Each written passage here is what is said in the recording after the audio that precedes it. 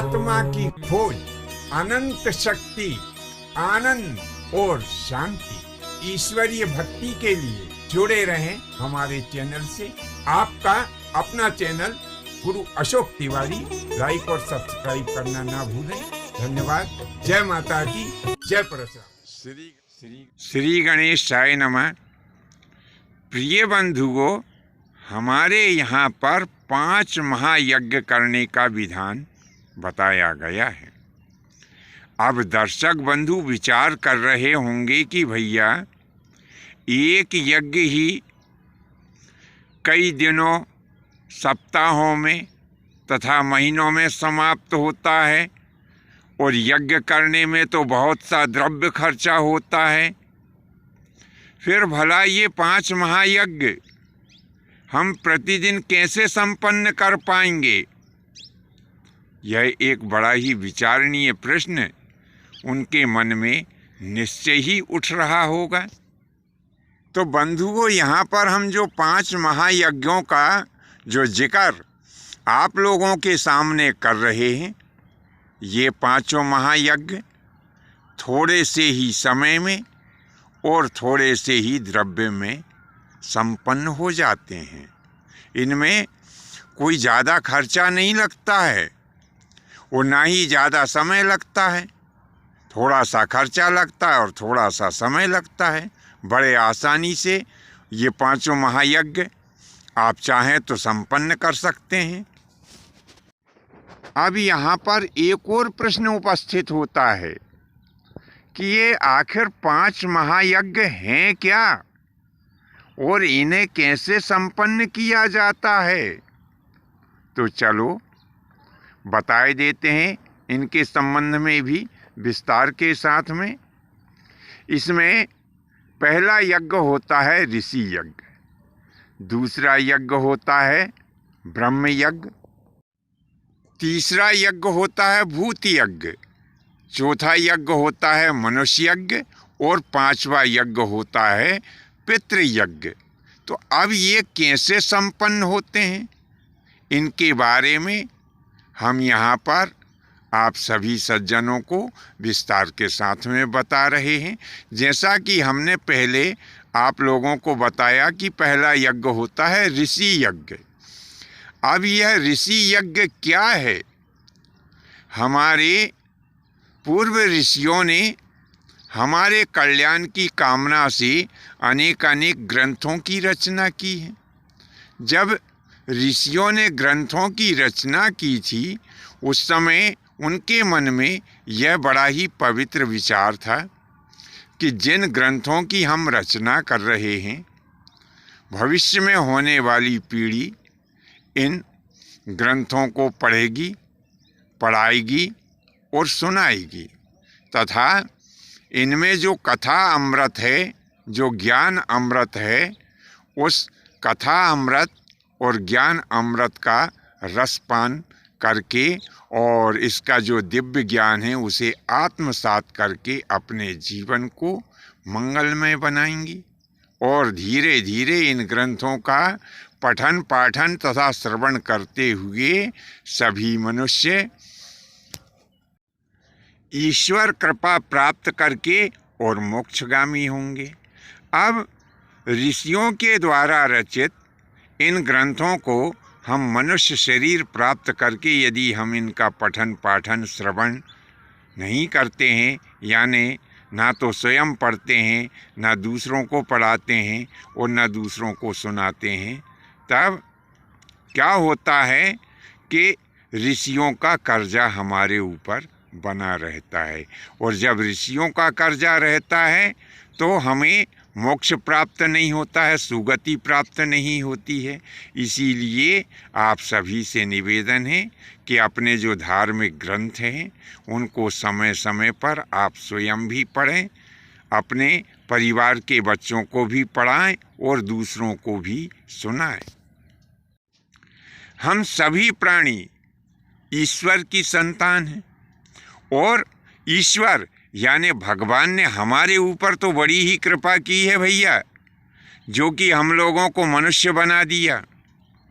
अब जब हमें भगवान ने मनुष्य बना दिया तो हमारा यह कर्तव्य बनता है कि हम ज़्यादा नहीं तो सुबह और शाम प्रतिदिन ईश्वर का चिंतन करें। तो जो प्राणी ईश्वर का चिंतन करता है, जो अपने रचयिता का चिंतन करता है, उसके ऊपर ईश्वर की कृपा होती है। और एक दिन ऐसा आता है कि ईश्वर उसे अपने दर्शन दे देते हैं और अपने अंक में उसे समेट लेते हैं। तो जो मनुष्य भगवान का भजन पूजन करता है तो ऐसा मान के चलिए कि वह ब्रह्म यज्ञ करता है।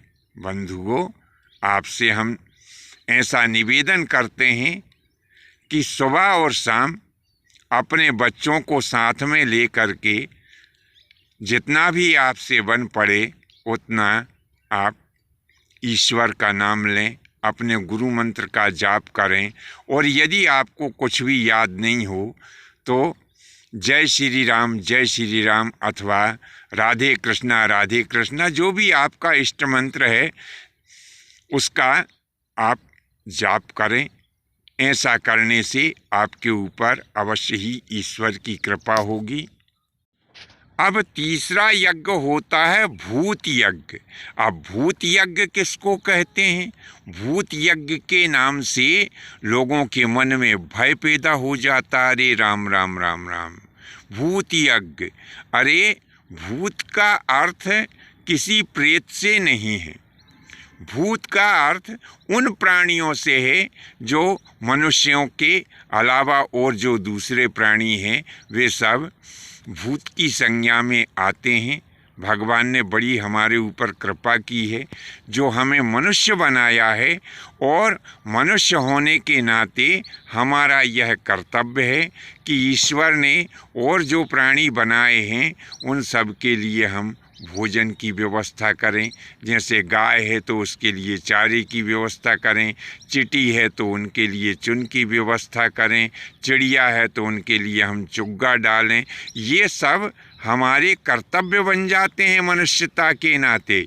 और जो प्राणी मनुष्य की योनि में आकर के अन्य दूसरे जीवों के लिए भोजन की व्यवस्था नहीं करता है तो ऐसा मान के चलिए कि उसके ऊपर इन अन्य दूसरे जीवों का कर्जा चढ़ जाता है।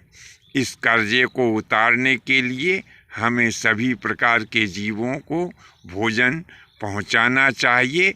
ऐसा करने से हमें ईश्वर की कृपा प्राप्त होती है और इसी को ही भूत यज्ञ करना कहा गया है। अब मनुष्य यज्ञ किसको कहते हैं? मनुष्य यज्ञ उसको कहते हैं कि हमारे यहाँ पर कोई साधु आ जाए, महात्मा आ जाए, कोई पूज्य प्राणी आ जाए या अथवा कोई भी प्राणी आ जाए और वह भूखा प्यासा है तो उसके लिए जो हम भोजन की व्यवस्था करते हैं, जो उसको सम्मान देते हैं, जो उसको आदर देते हैं, इन्हीं सब कार्यों को मनुष्य यज्ञ कहा जाता है। अब जो मनुष्य यदि अपने यहाँ कोई भी प्राणी आया उसका हम सम्मान नहीं करते हैं, उसे भोजन इत्यादि नहीं देते हैं, उसे जलपान नहीं कराते हैं तो हमारे ऊपर मनुष्यों का कर्जा चढ़ा रहता है और फिर हमारी सुगति नहीं होती, हमें नरक प्राप्त होता है। इसीलिए अपने यहाँ आए हुए मनुष्य जो हैं उनका हमें स्वागत, सत्कार, सम्मान तथा भोजन आदि की व्यवस्था उनके लिए हमें करना ही चाहिए।